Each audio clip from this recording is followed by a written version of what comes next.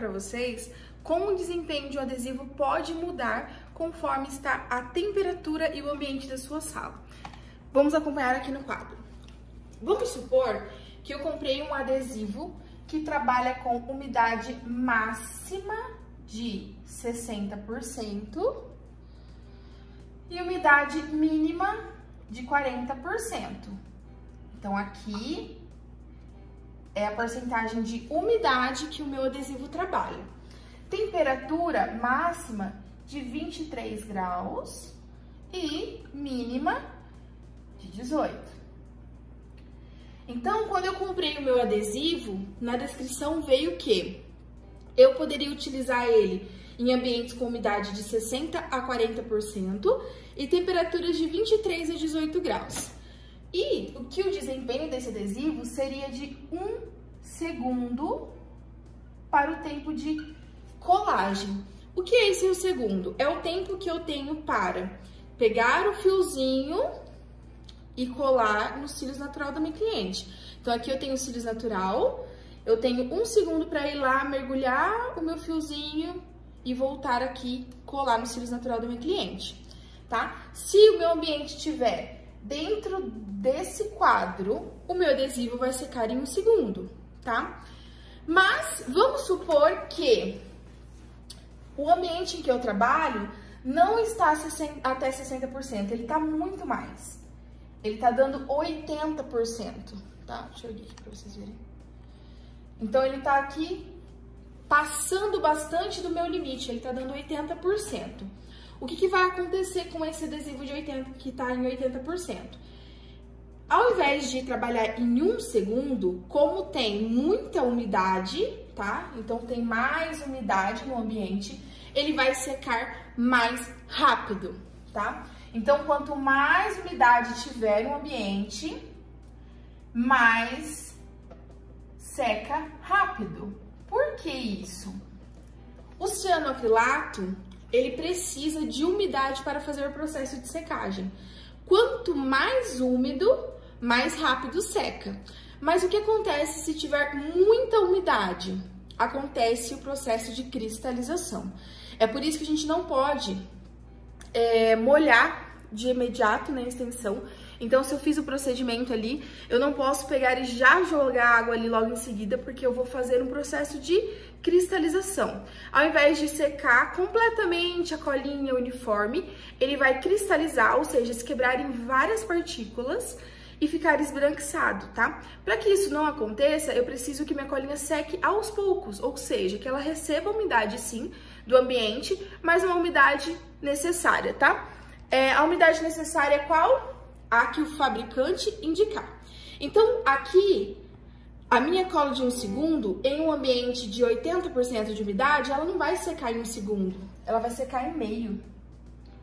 Ou até menos, tá? Então, ela vai secar muito mais rápida. Então, se eu não tenho muita experiência e eu não sou tão ágil, isso vai me atrapalhar. Porque eu não vou levar 1 segundo para colar, não vou levar meio segundo para colar, eu vou levar muito mais, ou seja, vai prejudicar o meu processo, eu vou ter uma falsa colagem provavelmente, tá? Vamos supor agora, para um outro exemplo aqui, que a umidade, ao invés de estar em 40%, que é o meu limite mínimo, ela está em 30%. O que vai acontecer com a minha cola, que era para secar em 1 segundo, em um ambiente com 30% de umidade, que é bem abaixo do limite dela, que é 40%. Ao invés de secar rápido, ela demora a secar. Então, ela fica mais lenta, tá? Se a minha colinha demora 1 segundo para secar, em um ambiente com a umidade de 30%, ela vai demorar muito mais. Talvez ela demore 2, 3 segundos. Sei que é muita informação, pessoal, mas isso aqui é muito importante para vocês entenderem que não é porque vocês compraram uma cola de uma marca boa que essa cola vai funcionar bem para você.